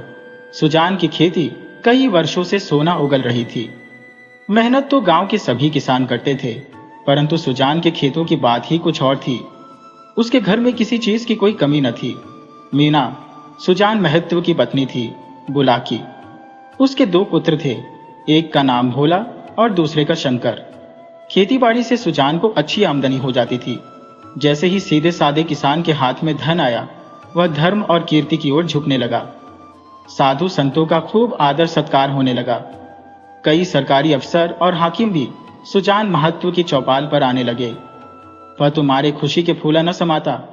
कोई साधु महात्मा आते तो सत्संग होने लगता। सुजान महत्व की विनम्रता ऐसी थी कि वह सबके सामने सिर झुकाए खड़ा रहता। कहीं लोग यह न कह दें कि धन पाकर इसे घमंड हो गया है। उसने अपने खेतों के लिए पक्का कुआं बनवा लिया। गांव में किसी ने यह कार्य न किया था, पर सुजान ने कर दिखाया। एक दिन गांव में गया तीर्थ स्थान के कुछ आखिरी यात्री आकर ठहरे। सुजान के द्वार पर उनका भोजन बना। सुजान के मन में भी तीर्थ जाने की इच्छा जागी। वह बहुत दिनों से यह सोच रहा था। यह अच्छा अवसर देखकर वह भी चलने को तैयार हो गया। उसकी स्त्री बुलाकी ने कहा, अभी रहने दो, अगले साल चलेंगे। सुजान ने गंभीर भाव से उत्तर दिया, अगले साल क्या होगा कौन जानता है। धर्म के काम में मीन मेख निकालना अच्छा नहीं है। जिंदगानी का क्या भरोसा। हाथ खाली हो जाएंगे तो भगवान की इच्छा होगी, फिर रुपए हो जाएंगे। उनके यहाँ किस बात की कमी है। बुलाकी इसका क्या उत्तर देती। अगली ही सुबह दोनों गया के लिए निकल गए। वहां उन्होंने अपना तीर्थ पूरा किया। वहां से लौटने के बाद यज्ञ और ब्राह्मण भोज की तैयारी शुरू हुई। सारी बिरादरी को निमंत्रण दिया गया। चारों ओर वाह वाह मच गई। इसके बाद तो सुजान महत्व मानो भगत ही हो गए थे। भक्तों के आचार विचार कुछ और ही होते हैं। पूजा अर्चना करना अब उनके लिए अनिवार्य हो गया था। सुजान को भी अब भक्तों की मर्यादा निभानी पड़ती थी। उसने कुछ लेन देन भी शुरू किया, पर अब उसे ब्याज लेते समय आत्मग्लानि होती थी। यहां तक कि जब वह गायों को धोता तो बछड़ों का भी ख्याल रखता, कहीं कोई बछड़ा भूखा न रह जाए। अब वह झूठ और प्रपंच से कोसों दूर था। पहले उसकी चेष्टा होती थी कि मजदूरों से जितना अधिक काम लिया जा सके और उन्हें जितनी कम मजदूरी दी जा सके, पर अब उसे मजदूरों के काम की नहीं, उनकी मजबूरी की अधिक चिंता रहती थी। कहीं बेचारे अति दुखी न हो जाए। उसके दोनों जवान बेटे बात बात में उस पर ताने कसने लगे। यहां तक कि बुलाकी भी अब उसे केवल भगत ही समझने लगी थी, जैसे उसे घर के भले बुरे से कोई मतलब ही न हो। सुजान के हाथों से धीरे धीरे अधिकार छीने जाने लगे। किस खेत में क्या बोया जाएगा, किसे क्या देना है, किससे क्या लेना है, किस भाव चीज बिकेगी, ऐसे महत्वपूर्ण मामलों में अब भगत जी की सलाह नहीं ली जाती। भगत के पास कोई भी न जाता। दोनों बेटे और स्वयं बुलाकी दूर से ही सारा मामला तय कर लिया करते। गांव भर में सुजान का मान सम्मान बढ़ता जा रहा था, परंतु वह अपने ही घर में घुटता था। उसके बेटे सत्कार तो बहुत करते थे, मगर अधिकार उसके हाथ में नहीं था। अब वह घर का स्वामी नहीं, केवल मंदिर का देवता भर रह गया था। एक दिन बुलाकी दाल छान रही थी, तभी एक भिखमंगा द्वार पर आकर चिल्लाने लगा। बुलाकी ने सोचा कि पहले दाल छान लो, फिर कुछ दे दो। इतने में उसका बेटा भोला आकर बोला, अम्मा, एक महात्मा द्वार पर खड़े गला फाड़ रहे हैं, कुछ दे दो, नहीं तो वह दुखी हो जाएंगे। बुलाकी ने उपेक्षा से कहा, भगत के पांव में क्या मेहंदी लगी है, क्यों कुछ ले जाकर नहीं देते, क्या मेरे 4 हाथ हैं। भोला बोला, उन्हें तो रहने दो, वे तो सब कुछ चौपट करने में लगे हुए हैं। दिन भर एक न एक झंझट खड़ी करते रहते हैं। 100 दफा कह दिया कि अब गृहस्थी के कामों में दखल न दें, पर इनसे तो बोले बिना रहा नहीं जाता। मैं जानती कि इनका यह हाल होगा तो इन्हें भगत बनने ही न देती। भगत क्या हुए, दीन दुनिया दोनों से गए, सारा दिन पूजा पाठ में ही उड़ जाता है। ऐसे भी बूढ़े नहीं हुए कि कोई काम न कर सके। बुलाकी ने आपत्ति जताते हुए कहा, भोला, ये तुम ठीक नहीं कह रहे। हावड़ा कुदाल अब उनसे नहीं चलेगा, लेकिन कुछ न कुछ तो करते ही रहते हैं। बैलों को सानी पानी देते हैं, गाय धोते हैं, और जो भी हो सकता है वह करते ही है। भिक्षुक अभी तक द्वार पर खड़ा चिल्ला रहा था। सुजान भगत ने जब घर में किसी को कुछ लाते न देखा तो उठकर अंदर गया और कठोर स्वर में बोला, तुम लोगों को कुछ सुनाई नहीं देता। द्वार पर कोई खड़ा हुआ घंटों से भीख मांग रहा है। अपना काम तो दिन भर करना ही है, एक क्षण के लिए भगवान का काम भी तो किया करो। बुलाकी तुनक कर बोली, भगवान का काम करने के लिए ही रखा है क्या? लो, मैं ही निकाल कर देती हूं। उसने अनाज की टोकरी निकाली और कहा, मर मर कर पीसा है, ऐसे लुटाने के लिए नहीं। सुजान भंडार घर में गया और एक छोटी सी टोकरी में अनाज भरकर ले आया, जो सेर भर से कम न था। जोश से भरी टोकरी लेकर वह भिखारी की ओर बढ़ ही रहा था कि तभी अचानक भोला ने उसके हाथ से टोकरी छीन ली और व्यंग्य से हंसकर बोला, सेठ का माल नहीं है जो लुटाने चले हो, छाती फाड़कर काम करते हैं तब घर में दाना आता है। सुजान ने शांत स्वर में कहा, तो क्या मैं भी बैठा रहता हूं भिखियों की तरह? दान दिया जाता है, लुटाया नहीं जाता। हम तो एक बेला खाकर दिन काटते हैं, पानी पीते हैं, और तुम्हें लुटाने की सूझ रही है। सुजान ने इसका कोई जवाब न दिया। उसने बाहर आकर भिखारी से कह दिया, बाबा इस समय जाओ, किसी का हाथ खाली नहीं है। और सुजान खुद एक पेड़ के नीचे जाकर बैठ गया। विचार मग्न हो गया। अपने ही घर में उसका यह अनादर। अभी वह अपाहिज नहीं हुआ था, घर का कुछ न कुछ काम करता ही था, फिर भी यह अपमान। उसी ने घर बनाया, अब वही द्वार का कुत्ता बनकर पड़ा रहे, और घर वाले जो रूखा सूखा दें वही खाकर पेट भरे। ऐसे जीवन को धिक्कार है। सुजान ऐसे घर में कैसे रह सकता? संध्या हो गई, परंतु वह पेड़ के नीचे से नहीं उठा। कुछ देर बाद गुर्जरी भोजन तैयार हुआ। भोला उसे बुलाने आया तो सुजान ने कहा, भूख नहीं है? बहुत मनाने पर भी वह न उठा। तब उसकी पत्नी बुलाकी आकर बोली, खाने क्यों नहीं चलते जी? क्या अच्छा है? सुजान को सबसे अधिक क्रोध अपनी पत्नी बुलाकी पर ही था। वह सोच रहा था, यह भी लड़कों के साथ मिली हुई है। ये बैठी देखती रही और भोला ने मेरे हाथ से टोकरी छीन ली। इसके मुंह से इतना भी न निकला कि ले जाते हैं तो ले जाने दो। अब इस घर में मेरा इतना भी अधिकार नहीं कि मैं भीख तक दे सकूं। माना कि भीख कितनी नहीं दी जाती, लेकिन इन्हें तो चुप रहना चाहिए था। चाहे मैं घर में आग ही क्यों न लगा देता, लेकिन यह बोलने वाली कौन होती है? मैंने कभी फूल की छड़ी से भी अपनी पत्नी को नहीं छुआ, कभी कड़ी निगाह से भी इसकी ओर नहीं देखा। अब रुपया क्या आ गया, मुझ पर घमंड करने लगी है। अब इसे बेटे प्यारे हैं और मैं तो निखट्टू हूं, लुटाओ और घर फूंक दो। सुजान बोला, मैं अब खाकर क्या करूंगा? हल जोतने से रहा, फावड़ा चलाने से रहा, मुझे खिलाकर दाने क्यों खराब करोगी? बुलाकी बोली, तुम तो जरा सी बात पर तिलमिला जाते हो। सच कहा है, बुढ़ापे में आदमी की बुद्धि मारी जाती है। भोला ने इतना ही तो कहा था कि इतनी भी एक लेकर मत जाओ। हाँ, बेचारा इतना ही कहकर रह गया। तुम्हें तो तब मजा आता था जब वह मुझे 24 घंटे लगाए रखता। अभी अभिलाषा पूरी नहीं हुई तो पूरी कर लो। तुम तो झगड़ा करने पर तुले बैठे हो और मैं झगड़ा बचाना चाहती हूँ कि 4 आदमी हंसेंगे। चलकर खाना खा लो, नहीं तो मैं जाकर सो रही हो। तुम भूखी क्यों सो रही हो? तुम्हारे बेटों की तो कमाई है। हाँ, मैं बाहर का आदमी हूँ, बेटे तुम्हारे हैं। नहीं, मैं तो ऐसे बेटों से बाज आई, ये किसी और के होंगे। मेरे होते तो मेरी यह दुर्गति ना होती। मैंने सुना था कि मर्द बड़े समझदार होते हैं, पर तुम तो सबसे न्यारे निकले। आदमी को चाहिए कि जैसा समय देखे वैसा काम करे। अब हमारा और तुम्हारा निवाह इसी में है कि हम नाम के मालिक बने रहें और वही करें जो लड़के चाहते हैं। मैं तो ये बात समझ गई हूँ, तुम क्यों नहीं समझते? इतने दिनों तक राज किया, अब क्यों माया के चक्कर में पड़े हो? आधी रोटी खाओ, भगवान का भजन करो और पड़े रहो। चलो खाना खा लो। तो अब मैं द्वार का कुत्ता हूँ? बात जो थी मैंने कह दी, अब अपने को जो चाहो समझो। सुजान न उठा। बुलाकी हार कर अंदर चली गई। सुजान भगत के सामने एक नई समस्या खड़ी हो गई। वह बहुत दिनों से घर का स्वामी था, अब भी ऐसा ही समझता था, परंतु परिस्थितियों ने ऐसा उलटफेर कर दिया था कि उसे खबर ही ना रही। लड़के उसका सेवा सम्मान करते थे, ये बात उसे भ्रम में डाली हुई थी।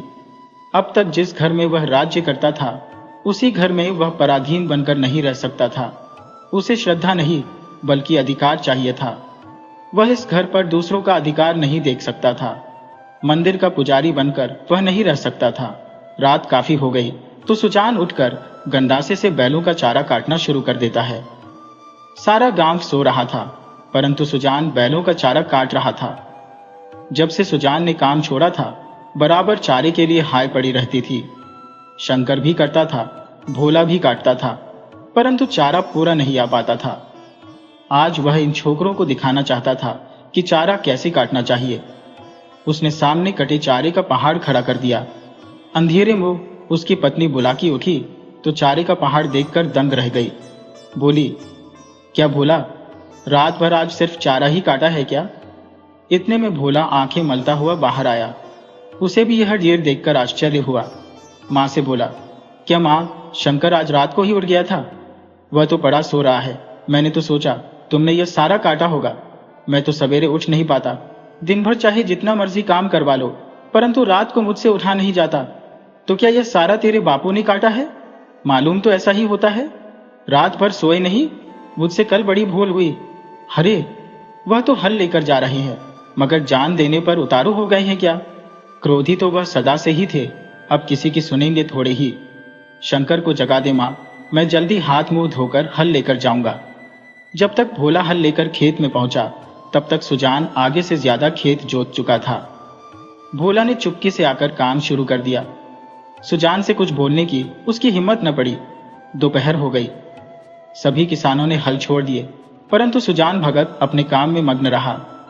भोला भी अब थक चुका था, परंतु उसे अपने बापू की मेहनत देखकर हैरानी हो रही थी। आखिर डरते डरते वह बोला, बापू, अब दोपहर हो गई है, हल खोल दो। हाँ, खोल दो। तुम बैलों को लेकर चलो, मैं डंडे फेंक कर आता हूं। बैल खोल दिए गए। भोला बैलों को लेकर घर चला गया और सुजान डंडे फेंकने में लग गया। आधे घंटे बाद वह भी घर पहुंचा, मगर थकान का नाम नहीं था। नहा खाकर आराम करने की बजाय उसने बैलों को सहलाना शुरू कर दिया। उनकी पीठ पर हाथ फेरा और उनके पैर मले, पूंछ हिलाई।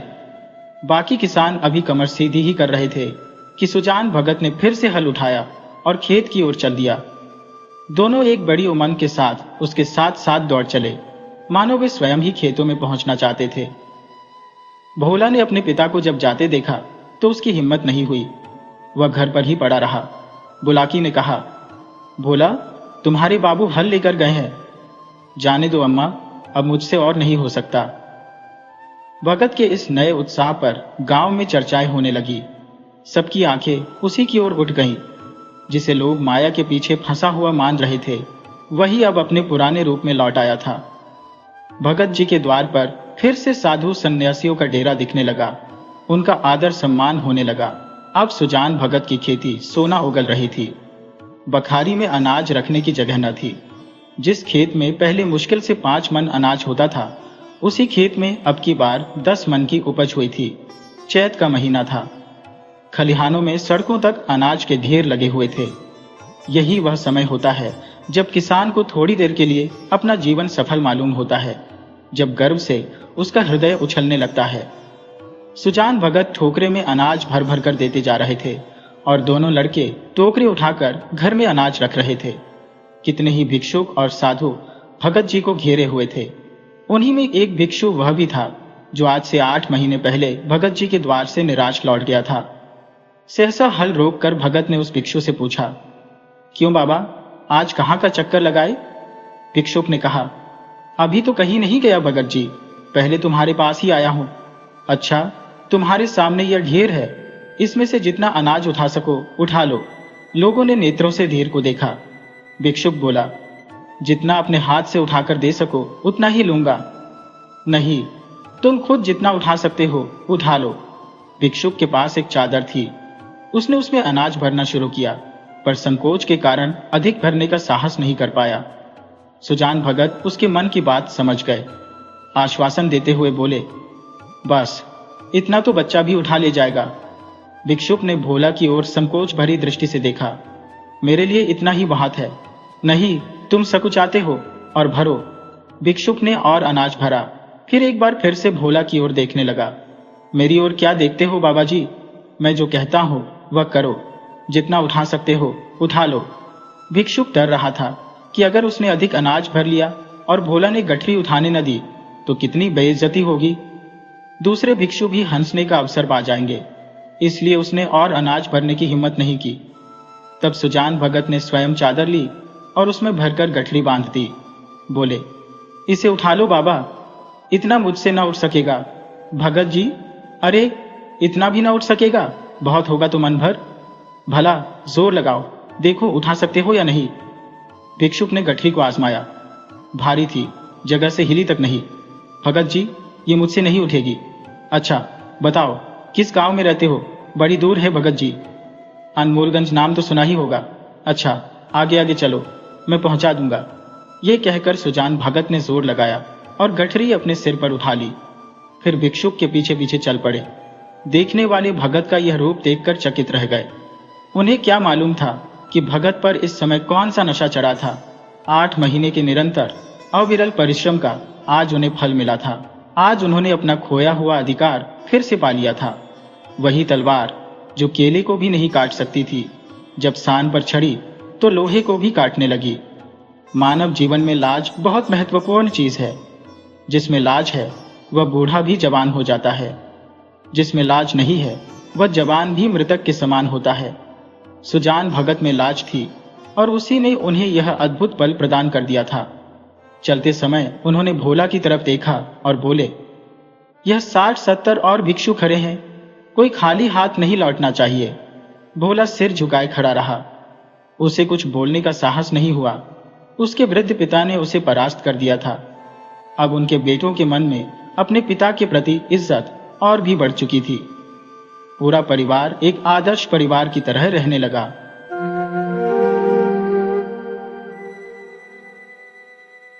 बहुत पुरानी बात है।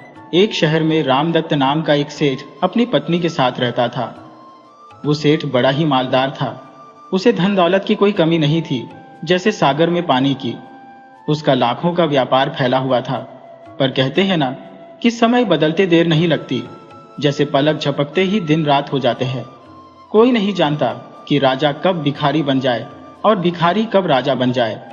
ऐसा ही उस सेठ के साथ भी हुआ।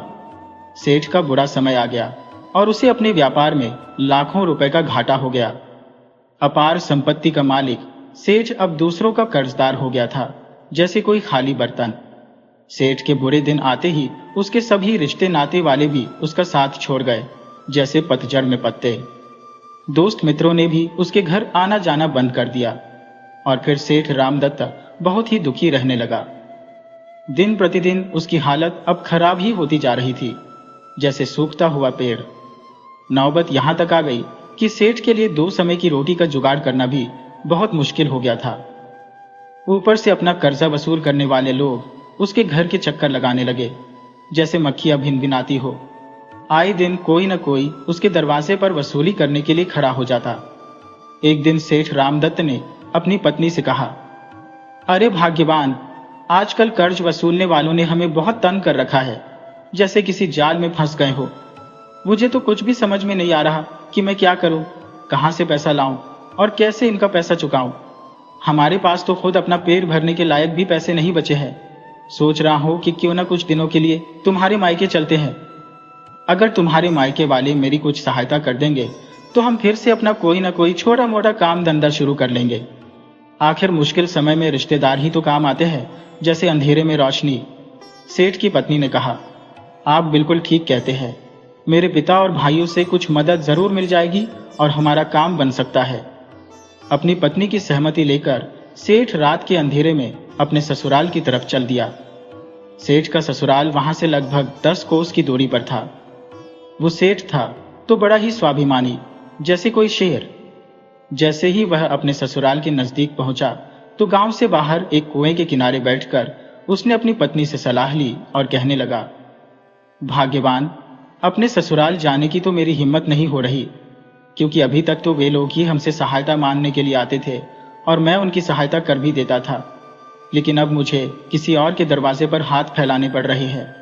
अगर उन्होंने मेरी सहायता न की और मना कर दिया तो मैं तो शर्म से मर ही जाऊंगा, जैसे बिना पानी की मछली।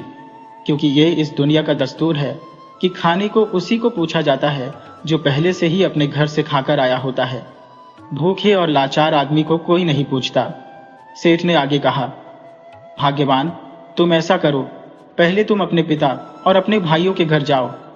अगर वो तुम्हें देखकर प्रसन्न हुए और उन्होंने तुम्हारा खूब आदर सत्कार किया तो तुम यहाँ पर आकर मुझे बुलाकर ले जाना। लेकिन अगर वो खुश न हुए और तुम्हारा आदर सत्कार उन्होंने न किया तो तुम उलटे पांव वापस लौट आना। मैं यहीं पर तुम्हारा इंतजार कर रहा हूं। इस तरह से समझा बुझाकर सेठ ने अपनी पत्नी को उसके मायके भेज दिया और खुद इस कुएं पर बैठकर अपनी पत्नी का इंतजार करने लगा।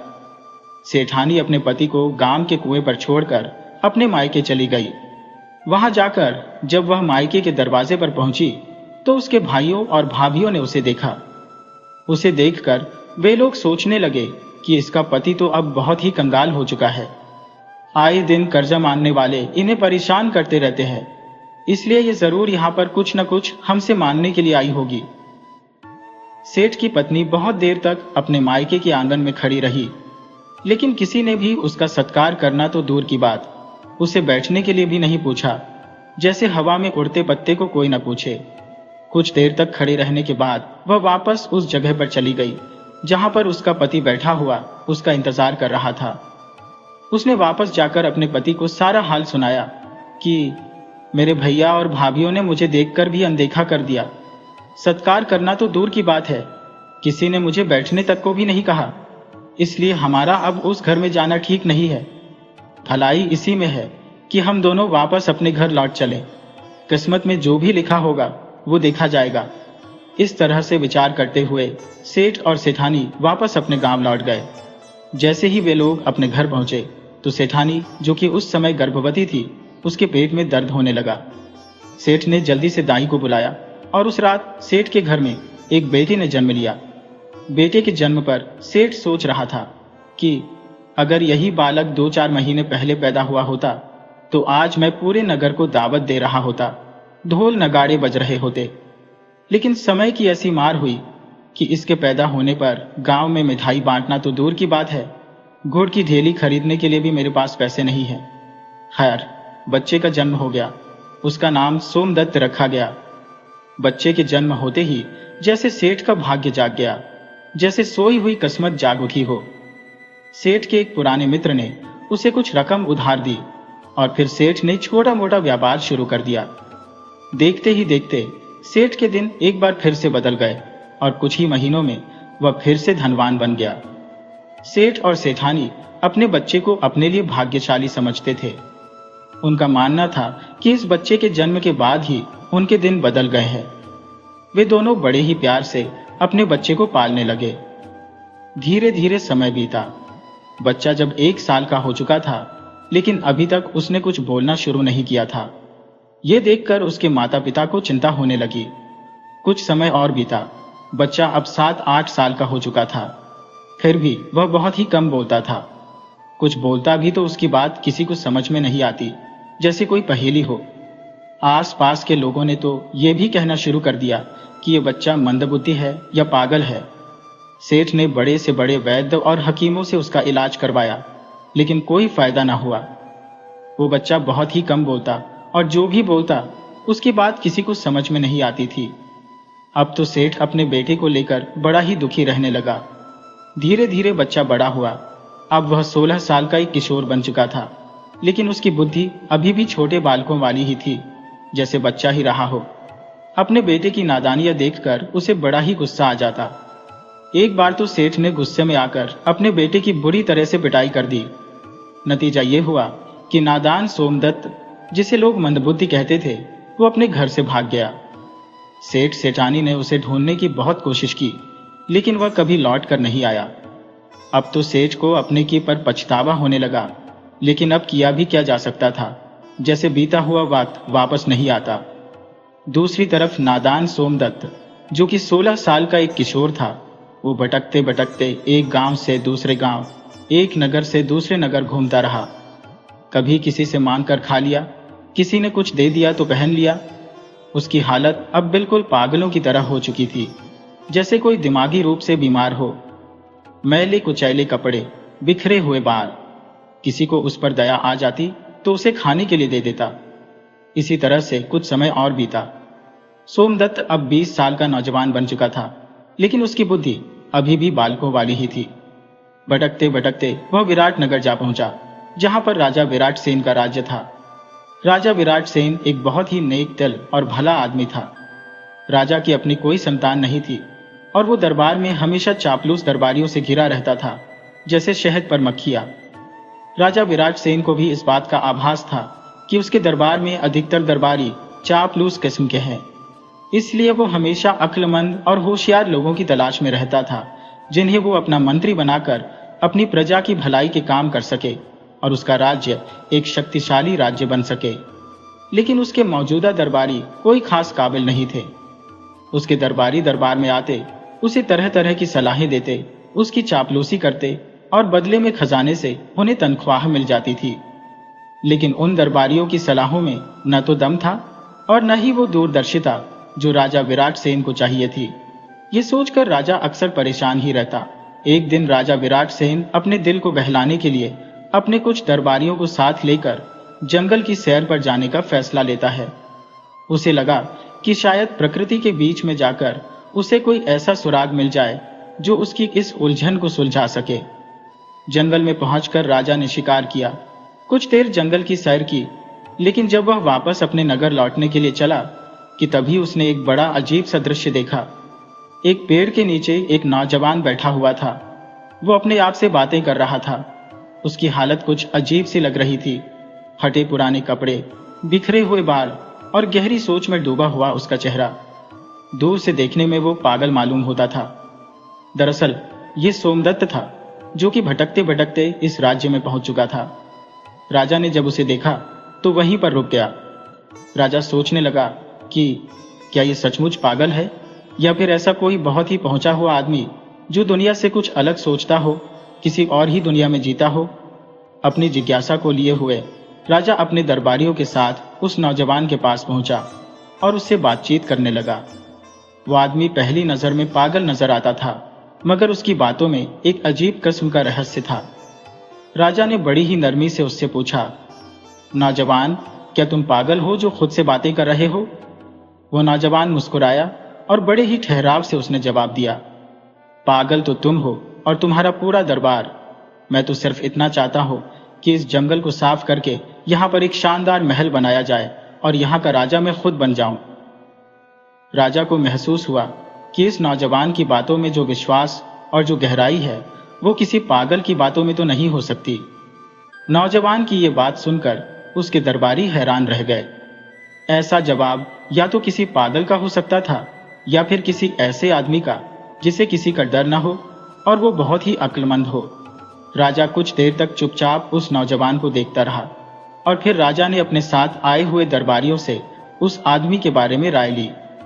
राजा जिन दरबारियों से उसके बारे में राय ले रहा था, उनके अंदर का लालच जाग गया। उनमें से कुछ दरबारी आपस में धीरे धीरे बातें करने लगे। कुछ ने सोचा कि अगर ये आदमी राजा का बहुत ही खास बन गया तो हम सबको इसके नीचे काम करना पड़ेगा और दरबार में हमारी हैसियत कम हो जाएगी। एक दरबारी ने कानाफूसी करते हुए कहा, यह आदमी हमारे लिए एक खतरा है, कहीं ऐसा ना हो कि कल को ये हम लोगों पर ही हावी हो जाए। दूसरे ने झट से जवाब दिया, अरे नहीं नहीं, ये तो मुझे आधे से ज्यादा पागल लगता है। इससे किसी समझदारी की उम्मीद रखना बेकार है। इन्हीं सभी विचारों के बीच में उन्होंने राजा को सलाह दी कि इस आदमी को महल ले चला जाए। अगर ये बहादुर निकला तो हमारे काम आएगा और अगर सचमुच पागल हुआ तो इसे ऐसे ही बाद में छोड़ दिया जाएगा। राजा ने अपने दरबारियों की सलाह को मानते हुए कुछ नरमी और कुछ डरा धमकाकर उस नौजवान को अपने साथ चलने के लिए राजी कर लिया। उसे एक घोड़े पर बिठाया गया और वह राजा के काफिले के साथ चल दिया। लेकिन जब काफिला थोड़ी दूर गया तभी उस नौजवान ने अपने घोड़े की लगाम मोड़ दी और एक दूसरी ही दिशा में भागने की कोशिश करने लगा। राजा और उसके सिपाहियों ने तुरंत उसके पीछे अपने घोड़े दौड़ाए। थोड़ी ही कोशिशों के बाद उस आदमी को दोबारा से पकड़ लिया गया और फिर वे सभी महल की तरफ चल दिए। जैसे ही वे लोग महल के करीब पहुंचे, उन्होंने देखा कि वहां पर लोगों की भीड़ जमा थी। लोग खुशी से नारे लगा रहे थे और राजा को बधाई दे रहे थे। राजा और उसके दरबारियों ने जब यह दृश्य देखा तो हैरान रह गए। उन्होंने पूछा कि क्या बात है, किस बात की बधाई? लोगों ने जवाब दिया, महाराज, जिस रास्ते से आप शिकार खेलने के लिए गए थे उसी रास्ते पर दुश्मन राज्य की सेना घात लगाए हुए बैठी थी। हमें तो पूरा यकीन हो गया था कि आप कभी वापस नहीं आएंगे, लेकिन आपने जो रास्ता बदल दिया वही उपाय आपको सुरक्षित बचाकर ले आया, जैसे कोई जादू।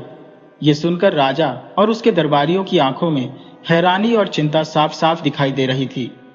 मन ही मन राजा ईश्वर को धन्यवाद दे रहा था। लोगों ने फिर से खुश होकर कहा, महाराज, आप तो बहुत ही होशियार निकले।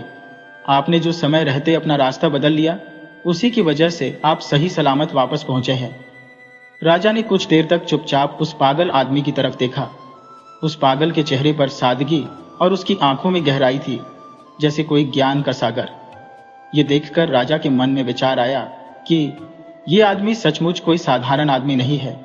राज दरबार में पहुंचकर राजा ने अपने दरबारियों को यह आदेश दिया कि जल्दी से जल्दी इस आदमी के लिए एक शाही कुर्सी तैयार की जाए। आज से ये मेरे साथ दरबार में रहेगा। दरबारी, जो कि पहले से ही उस पागल आदमी से डरे हुए थे, कहने लगे, महाराज, ये तो पागल है। कहीं ऐसा ना हो कि ये आपको कोई नुकसान पहुंचा दे। आपके साथ तो हमारे जैसे समझदार लोगों को होना चाहिए। लेकिन राजा ने उनकी बातों को नजरअंदाज कर दिया और कहा, नहीं, ये आदमी तुम सब में से सबसे ज्यादा समझदार है। इसने चुपचाप रहते हुए भी हमें एक खतरनाक दुश्मन से बचा लिया। यही तो होती है अक्लमंद आदमियों की असली पहचान। अगर ये आदमी न होता तो तुम में से किसी को भी ये खबर नहीं थी कि रास्ते में दुश्मन की सेना घात लगाए हुए बैठी है। अगर हम आज सही सलामत है तो सिर्फ इसकी होशियारी की वजह से। राजा की बातें सुनकर वो पागल मुस्कुराया और बड़े ही गर्व से राजा के सिंहासन के साथ रखी हुई शाही कुर्सी पर जा बैठा। लेकिन उस समय दरबार में एक अजीब सी हलचल मच गई। वो दरबारी जो कई पीढ़ियों से शाही कुर्सियों पर बैठते आए थे, ये कैसे बर्दाश्त कर सकते थे कि एक अजनबी, और वो भी ऐसा जिसे लोग पागल कहते हो, उनके बराबर आकर बैठे। सभी दरबारियों के दिलों में जलन पैदा होने लगी। वे धीरे धीरे उस पागल के खिलाफ षड्यंत्र रचने लगे। एक सुबह की बात है, राजा के कुछ दरबारी चुपचाप उस आदमी के पास आए जिसे सब पागल कहते थे। दरबारियों ने झुककर उसे प्रणाम किया और कहा, बड़े भाई, आप हमेशा तंदुरुस्त रहें। हम आपसे एक बहुत ही जरूरी बात करना चाहते हैं। वो बड़े ही प्यार से उससे कहने लगे, बड़े भाई, आपको हमारे राज्य के नियमों और दरबार के रिवाजों के बारे में कुछ भी नहीं पता। हम तो सिर्फ यही चाहते हैं कि आप किसी गलतफहमी में ऐसा कोई भी काम न कर लें जिससे आपको कोई सजा भुगतनी पड़े। ये सुनकर वो आदमी हैरत में पड़ गया और उसने बड़ी मासूमियत से पूछा, क्या मतलब, मुझे सजा क्यों मिलेगी? मैंने तो कभी नहीं कहा था कि मुझे यहाँ पर महल में लेकर आया जाए। ये कैसी मुसीबत है? अगर मेरी वजह से किसी को कोई परेशानी है तो मुझे वापस जंगल में छोड़ दिया जाए।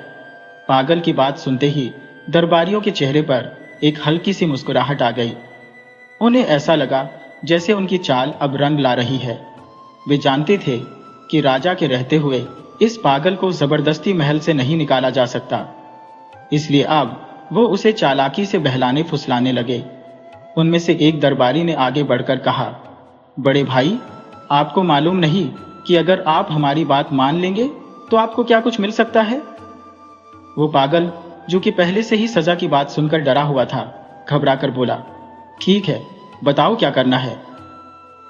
इस मौके का फायदा उठाते हुए एक दरबारी, जो कि कभी राजा का बहुत ही खास हुआ करता था, वो आगे आया और बड़ी चालाकी से बोला, हमारे दरबार में एक पुरानी परंपरा है।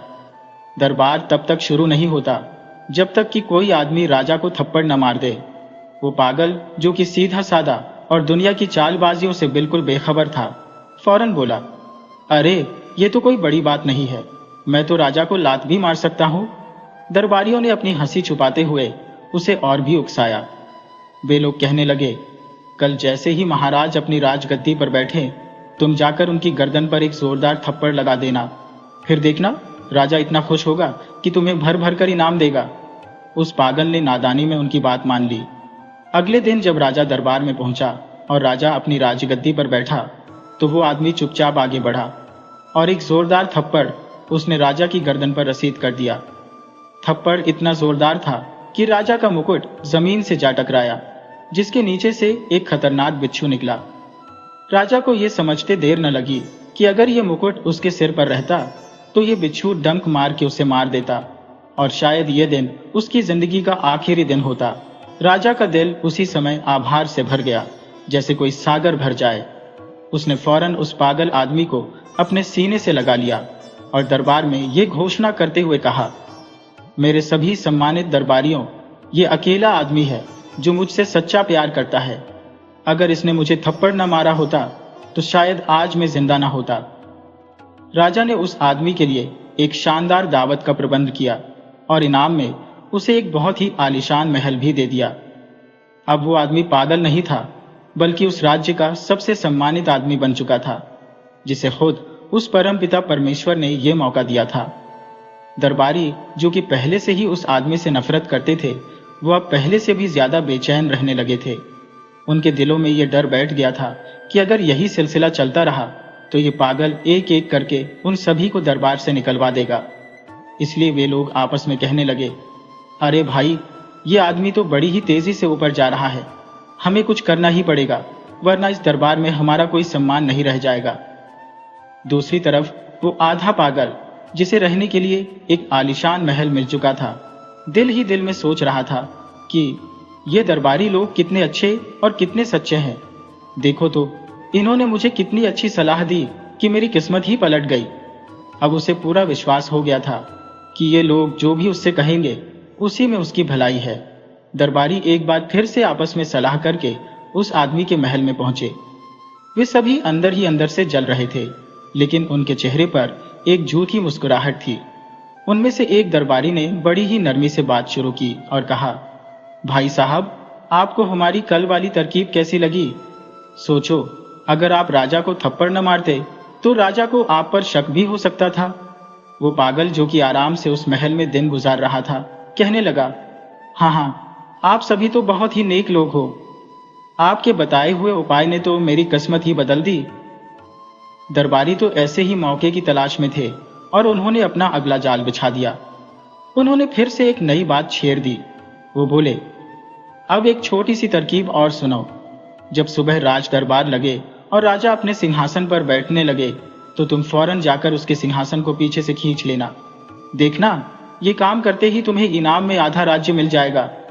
हाँ, ये काम आसान तो नहीं है, लेकिन तुम तो बहादुर हो, कर ही लोगे।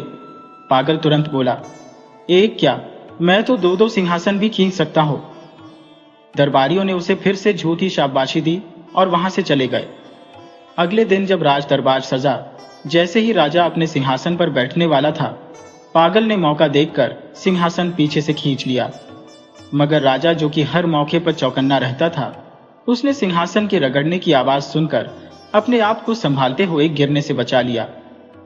राजा ने जब देखा तो उसकी नजर सिंहासन के उस पांव पर पड़ी जो कि अंदर से टूटा हुआ था। उसे तुरंत समझ में आ गया कि यह कोई साधारण बात नहीं थी, बल्कि ये तो एक बहुत ही बड़ी मुसीबत थी जो कि टल गई, जैसे सिर से बला टल गई हो। राजा ने पागल की तरफ देखा और फिर आगे बढ़कर उसे अपने सीने से लगा लिया और फिर बुलंद आवाज में सभी दरबारियों से कहने लगा, देखो, ये आदमी कितना होशियार और कितना अक्लमंद है। आज मैं जमीन पर गिरकर बुरी तरह से जख्मी हो जाता, क्योंकि इसने सिंहासन की टूटी हुई टांग को पहले ही देख लिया था और मेरे बैठने से पहले ही उसे पीछे खींच लिया। राजा ने पूरे दरबार के सामने उसे शाबाशी दी और ये घोषणा कर दी कि वो इसे अपना नया सेनापति बनाएगा। एक बार फिर से दरबार में तालियां गूंज उठी। उस पागल की बहादुरी, ईमानदारी और नेक दिली की सभी ने एक बार फिर से प्रशंसा की।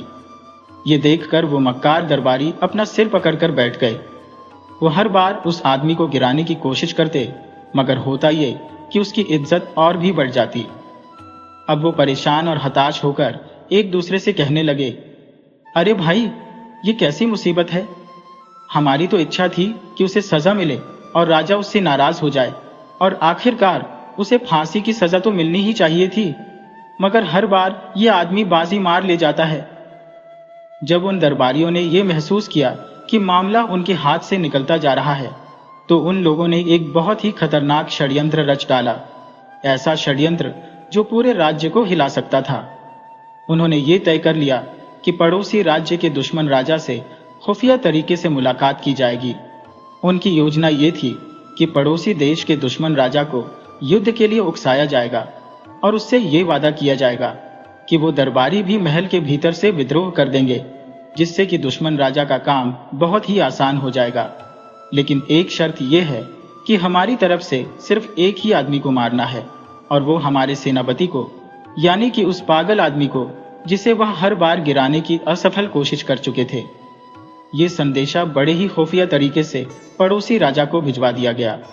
जब पड़ोसी राजा ने देखा कि महल के भीतर ही फूट पड़ चुकी है, तो वो भी युद्ध के लिए तैयार हो गया। अब रह गई थी सिर्फ एक बात कि वो दरबारी अपने राजा को युद्ध के लिए कैसे तैयार करें। उन दरबारियों ने एक और चाल चली। उनमें से कुछ ने खुद को जानबूझकर जख्मी कर लिया और खून से लथपथ वो दरबार में हाजिर हुए। वे राजा के सामने आकर भावुक होकर कहने लगे, महाराज, अब हम कब तक सब्र करें? अगर कल आपको कुछ हो गया तो सारी प्रजा रोएगी। पड़ोसी राज्य का दुश्मन राजा आक्रमण करने वाला है। हमें इसी वक्त कोई न कोई फैसला करना होगा। हालात और भावनाओं के दबाव में आकर राजा विराट सेन ने तुरंत युद्ध का ऐलान कर दिया। ढोल बजाए गए, सैनिकों की कतारें बनाई गई और फिर पूरी की पूरी सेना राज्य की सीमा की तरफ रवाना हो गई, जिसमें वो गद्दार दरबारी भी शामिल थे। और सबसे आगे चल रहा था वो पागल मक्कार दरबारी, अपनी हंसी छुपाए हुए उसके पीछे पीछे चल रहे थे। उनकी नजर में तो वो पागल सिर्फ एक तमाशा था जो कि अपनी मौत की तरफ बढ़ रहा था। लेकिन ईश्वर की मर्जी भला कौन जान सकता है। जब वो युद्ध के मैदान में पहुंचा तो देखा कि सामने दुश्मन देश की सेना पूरी तैयारी के साथ खड़ी थी। दोनों सेनाएं एक दूसरे के आमने सामने खड़ी थी। युद्ध का मैदान एक घने जंगल में तय हुआ था, जैसे मौत का अखाड़ा। जैसे ही दोनों तरफ की सेनाएं जंगल में दाखिल हुई, पागल ने ऊंची आवाज में आदेश दिया, सब रुक जाओ। सबसे पहले मैं दुश्मन राजा के साथ अकेला लड़ूंगा। अब क्योंकि वह सेना का सेनापति था, इसलिए पूरी सेना वहीं पर रुक गई। पागल सेनापति ने जंगल की तरफ देखते हुए दुश्मन राजा को ललकारा और फिर दुश्मन राजा जंगल के बीचों बीच में आ गया और वो दोनों एक दूसरे के सामने थे कि अचानक एक खूंखार शेर झाड़ियों से निकलकर आया और सीधा दुश्मन राजा पर टूट पड़ा। पागल, जो कि तलवारबाजी का शौकीन था और उसकी किसी से कोई निजी दुश्मनी नहीं थी, जब उसने शेर को दुश्मन राजा पर हमला करते हुए देखा तो वो फौरन आगे बढ़ा और उसने तलवार खींची और एक ही झटके में तलवार शेर के पेट में डाल दी। क्योंकि उस पागल का उद्देश्य युद्ध करना नहीं, बल्कि इंसानियत को बचाना था। वो ये सब नहीं चाहता था कि उसकी आंखों के सामने किसी की मौत यूं ही बिना कारण के हो जाए। और फिर पागल सेनापति ने शेर को मार गिराया। उसने अपनी तलवार एक तरफ रखी और लहूलुहान दुश्मन राजा को जमीन से उठाया। वो राजा भी जख्मी हालत में था, लेकिन वह जिंदा बच गया था। जब उसने अपना होश संभाला और अपनी पूरी सेना को सामने खड़ा देखा तो उसने युद्ध रुकवा दिया और यह ऐलान किया कि अब कोई युद्ध नहीं होगा। मैं इस सेनापति को माफ करता हूं, इसने मेरी जान बचाई है। ये कोई इंसान नहीं बल्कि देवता है। ये बहादुर भी है और अक्लमंद भी। मैं फैजुल के इस युद्ध को आगे नहीं बढ़ाऊंगा। हाँ, वो दरबारी जो कि इसे छोड़कर हमारे साथ मिल गए थे, उन्हें गिरफ्तार कर लिया जाए और कारागार में डाल दिया जाए।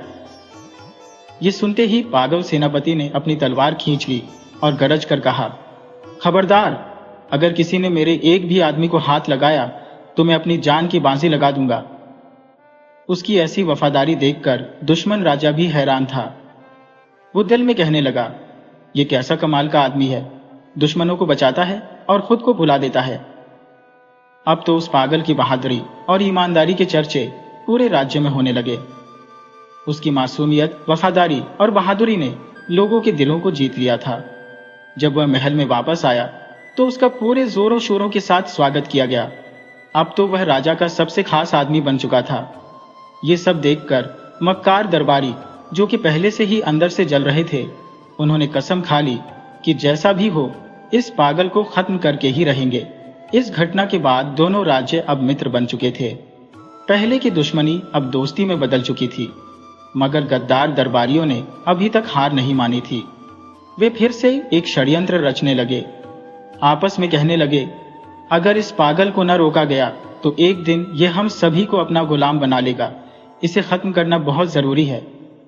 सब ने एक स्वर में अपनी सहमति जताई, लेकिन उनमें से एक दरबारी, जो कि बूढ़ा था, बहुत ही अनुभवी और गहरी नजर रखने वाला था, वो उठा और बड़ी ही गंभीरता से बोला, भाइयों, मेरी बात ध्यान से सुनो। दुनिया में ईश्वर ने हर आदमी की किस्मत लिखी है, जिसकी रक्षा खुद ईश्वर करता है।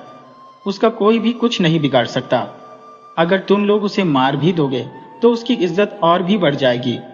अगर तुम ये सोचते हो कि उसके मरने से तुम्हारा कोई फायदा होगा तो तुम लोग धोखे में हो, क्योंकि वो दिल का सच्चा आदमी है और हमेशा सच्चाई की ही जीत होती है, जैसे सूरज हमेशा पूरब से निकलता है। उसने गहरी सांस ली और फिर कहा, तुम सभी लोग सिर्फ एक बात समझ लो, वो आदमी तुम लोगों को पागल लगता है, लेकिन ईश्वर ने उसके अंदर जो योग्यता भरी है वो किसी के अंदर नहीं है। अगर तुम सब लोग मिलकर भी उसके खिलाफ हो जाओगे तो भी वो अकेला ही जीत जाएगा। इसलिए अब उसे उलझने की बजाय खुद को बदलो, सच्चाई का साथ दो, यही हम सबके लिए अच्छा रहेगा और इसी में हम सबकी भलाई है। उस दिन के बाद से उन सभी मक्कार दरबारियों ने कभी उस पागल के खिलाफ कोई षड्यंत्र नहीं रचा।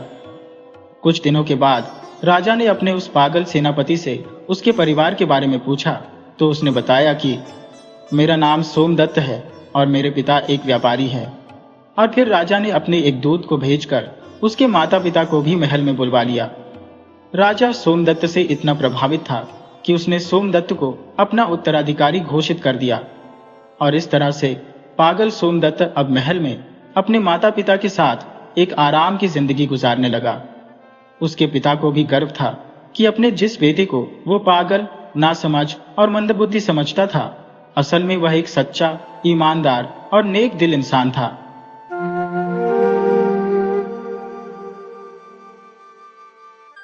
वीडियो अच्छी लगी हो तो इसे लाइक करें और ऐसी ही मज़ेदार कहानियों के लिए चैनल को सब्सक्राइब करें और बेल आइकन दबाएं। ज़्यादा से ज़्यादा अपने दोस्तों को शेयर करें। धन्यवाद।